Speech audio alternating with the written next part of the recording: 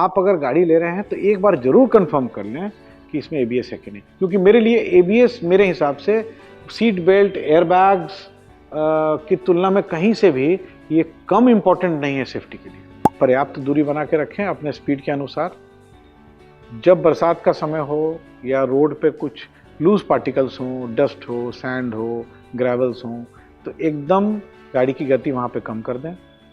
और भीड़ भाड़, अगर आप हाईवे से जा रहे हैं और आपको ऐसा लगता है कि कहीं ना कहीं हाईवे में कनेक्ट हो सकते हैं या कोई डिवाइडर में बीच में कट है या जो भी है, तो वहाँ पे भी अपनी गति को कृपया करके कम कर दे, क्योंकि in case of a sudden braking, अगर ऐसा मौका, ऐसा कोई सिचुएशन आ जाए और आपको सडनली ब्रेक करना पड़े, उस सडन ब्रेकिंग की वजह से आपका डायरेक्शन चेंज नहीं होगा।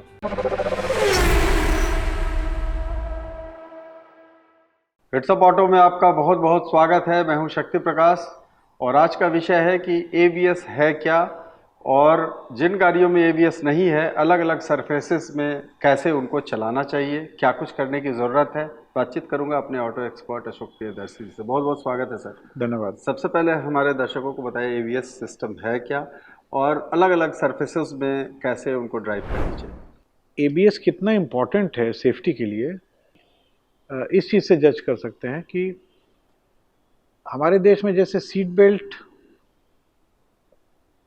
हाई स्पीड अलार्म और एबीएस, ये तीनों चारों चीज़ें मैंडेटरी होगी हर एक गाड़ी के लिए।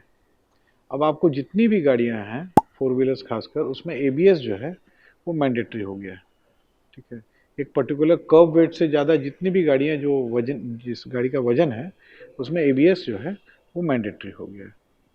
क्यों मैंडेटरी हुआ? और सभी मैन्युफैक्चरर्स इसको आमतौर पे हर एक वेरिएंट्स में देने लगे।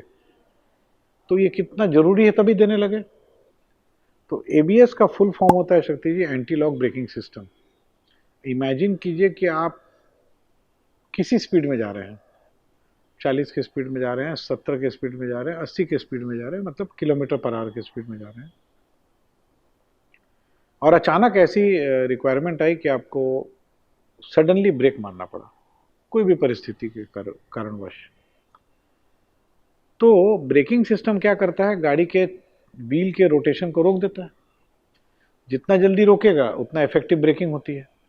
मॉडर्न जनरेशन गाड़ियों में सब जगह इफेक्टिव ब्रेकिंग होगी, क्योंकि ब्रेक की टेक्नोलॉजी जो है काफ़ी इम्प्रूव कर गई। तो अगर ड्राइवर ने सडनली ब्रेक मारा तो होता क्या है शक्ति जी, कि आपका जो स्टीयरिंग व्हील होता है गाड़ी का, उसका काम है गाड़ी के दिशा को बदलना, डायरेक्शन चेंज करना। तो ये स्टीयरिंग व्हील दिशा तभी तक चेंज कर पाता है जब तक कि टायर या व्हील आपका रोटेट कर रहा हो। इमेजिन कीजिए, लॉजिकली थोड़ा मन में सोचिए कि गाड़ी हमारी चल रही है, मूव कर रही है, सडनली हम लोग ने बहुत जोर से ब्रेक मारा और ब्रेक, हमारा सिस्टम इतना इफेक्टिव है कि उसने चक्के के रोटेशन को ही रोक दिया जी। तो हमारा स्टीयरिंग व्हील जो है वो तो इनएक्टिव हो जाएगा ना। उसके बाद आप किधर भी घुमाइए, गाड़ी का डायरेक्शन चेंज नहीं होगा, क्योंकि डायरेक्शन चेंज होता है जब तक व्हील रोटेट कर रहा है, आप उसको मोड़ते हैं व्हील को, तो उसी हिसाब से गाड़ी उस डायरेक्शन में चली जाती है। जी जी। तो अगर आपने सडनली ब्रेक किया और वो ब्रेकिंग सिस्टम इतना इफेक्टिव है कि गाड़ी के व्हील के मूवमेंट को, रोटेशन को उसने रोक दिया, परंतु गाड़ी स्पीड में थी, या गाड़ी सड़क जो है, जिस सड़क पे चल रहे हैं वो गीला है, उस पर लूज सैंड है, डस्ट, मतलब डस्ट है, लूज सैंड है। कहने का ये अर्थ है ऐसा कोई सरफेस जिस पे गाड़ी हमारी स्लिप कर सकती है, बर्फ हो, पानी हो गिरा हुआ रोड पे, बरसात का समय हो, या कुछ रोड पे मान लीजिए कि कोई ऐसा पदार्थ गिरा हो, कई बार कुछ एक्सीडेंट्स हो जाते हैं उससे, रोड पे ऑयल वगैरह स्पिल हो जाता है। ठीक है, या काफ़ी ज़्यादा सैंड हो रोड के ऊपर के सरफेस पे, ग्रेवल्स हो, तो उस केस में क्या होता है कि जब आपने सडन ब्रेक किया तो व्हील तो रुक जाता है रोटेशन, परंतु गाड़ी स्किड कर जाती है। और स्किड जब करती है तो वो, क्योंकि गाड़ी में मोमेंटम है, ऑलरेडी गाड़ी एक स्पीड में थी, उसके अपने वजन के चलते वो कुछ दूर तक घिसटाती है।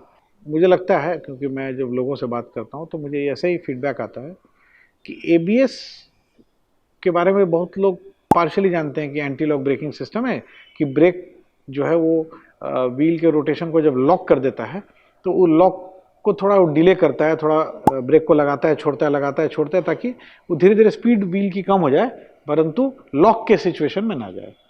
तो कहने का मतलब यह है कि जब तक आपका व्हील रोटेट करता रहेगा आप गाड़ी की दिशा मोड़ सकते हैं। इमेजिन कीजिए कि सडनली आपकी गाड़ी के सामने कोई आ गया, ठीक है, परंतु आपके पास बाएं या दाहिने में जगह है जहां पे अपनी गाड़ी की दिशा मोड़ करके आप इम्पैक्ट को कम कर सकते हैं, या हो सकता है कि कोलिजन को या एक्सीडेंट को अवॉइड कर सकते हैं। परंतु अगर आपकी गाड़ी में ऐसा कोई सिस्टम नहीं लगा हुआ है, आपने हार्श ब्रेकिंग किया तो व्हील लॉक हो गया और स्टीयरिंग इनएक्टिव हो गया, तो गाड़ी उसी दिशा में स्किड करती रहेगी जिस दिशा में उसका मोमेंटम है। जी, कई बार ऐसा देखने को मिलता है, और वो गाड़ी एक्सीडेंट जाके एक्सीडेंट हो जाए। जी जी।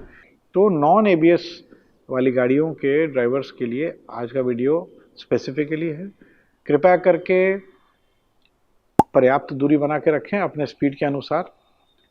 जब बरसात का समय हो या रोड पे कुछ लूज पार्टिकल्स हों, डस्ट हो, सैंड हो, ग्रेवल्स हों, तो एकदम गाड़ी की गति वहाँ पे कम कर दें।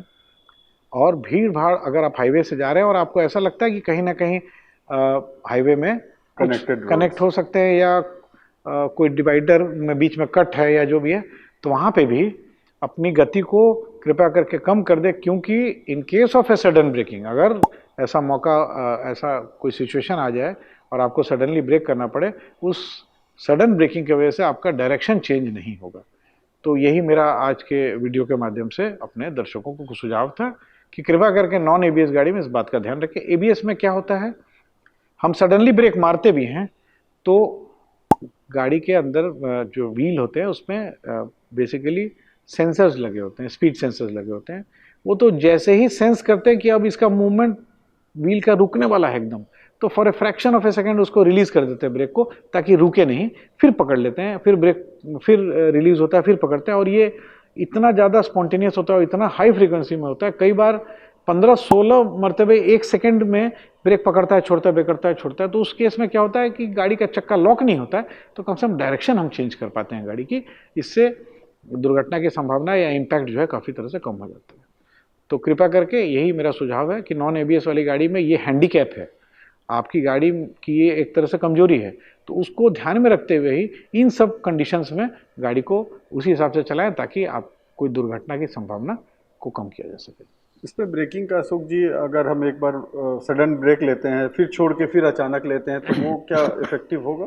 थ्योरेटिकली आप जो बोल रहे हैं सही है कि आप ब्रेक को लगाइए छोड़िए, लगाइए छोड़िए, लगाइए छोड़िए, बट होता क्या है ना शक्ति जी, जब आपके सामने ऐसा कोई इमरजेंसी सिचुएशन होता है उस समय तो आप उस समय आपके पास इतना, आप सोचिए, आप, मैं बोल रहा हूँ एक एबीएस सिस्टम एक सेकंड में 15-16 बार ब्रेक लगा सकता है, छोड़ सकता है। जी जी। आप कर सकते हैं? नहीं, बिल्कुल कर सकते हैं।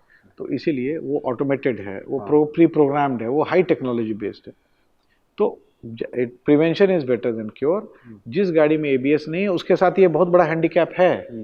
तो इस बात को समझें। 2-3 बातें जो हम लोग ने बताई, दूरी मेंटेन करके चलिए।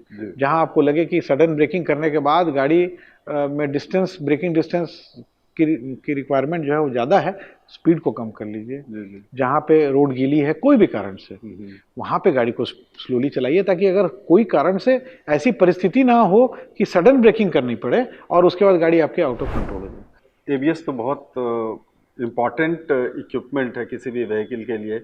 तो आपका क्या सुझाव है अगर कोई गाड़ी खरीदने जाते हैं तो एबीएस के बारे में, क्योंकि अलग से कंटेंट में सिद्धांत तो हम लोग अलग से कंटेंट में दिखाएंगे, अभी के लिए इस जो गाड़ी खरीदने जा रहे हैं एबीएस के बारे में क्या जानना चाहिए उनको? मैं आपको, मतलब I should not be taken wrong, मैं कोई रॉन्ग स्टेटमेंट नहीं देना चाहता हूँ।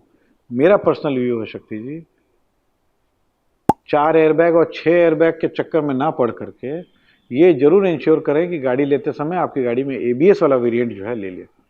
2 एयरबैग भी रहे और एबीएस रहे ना शक्ति जी, तो मेरा अनुभव कहता है कि दुर्घटना की संभावना बहुत कम हो जाती है। ज़्यादा नंबर ऑफ एयरबैग्स जरूर कुछ ना कुछ सेफ्टी प्रदान करते हैं, परंतु 2 एयरबैग अगर है मगर एबीएस अगर गाड़ी में साथ साथ है, तो मैं एबीएस को multiple airbag, more than 2 airbags वाली जो एडिशनल एयरबैग्स की वाली गाड़ी है, उससे ज़्यादा इंपॉर्टेंट समझता हूँ कि उसमें एबीएस होना चाहिए। मैं इसलिए अपने स्टेटमेंट को फिर से बोल रहा हूँ कि बहुत सारी ऐसी गाड़ियाँ हैं जिसमें कि एबीएस लग के आ रहा है, परंतु आप अगर गाड़ी ले रहे हैं तो एक बार जरूर कंफर्म कर लें कि इसमें एबीएस है कि नहीं, क्योंकि मेरे लिए एबीएस मेरे हिसाब से सीट बेल्ट, एयरबैग्स की तुलना में कहीं से भी ये कम इंपॉर्टेंट नहीं है सेफ्टी के लिए। जी बिल्कुल। तो हमारे ऑटो एक्सपर्ट जैसा बता रहे हैं कि एबीएस सुरक्षा के लिए बहुत ज़रूरी है, और अगर आप गाड़ी खरीदने जा रहे हैं तो शोरूम में ज़रूर पूछिए कि जिस वेरिएंट का गाड़ी का चयन आपने किया है उसमें एबीएस है या नहीं। सभी दर्शकों से गुजारिश है कि आप इसे सब्सक्राइब कर लें अगर हमारे चैनल को अब तक सब्सक्राइब नहीं किया है, और हमारे फेसबुक और इंस्टाग्राम को भी लाइक करें, और दीजिए शक्ति प्रकाश को अभी के लिए इजाज़त। बहुत बहुत धन्यवाद।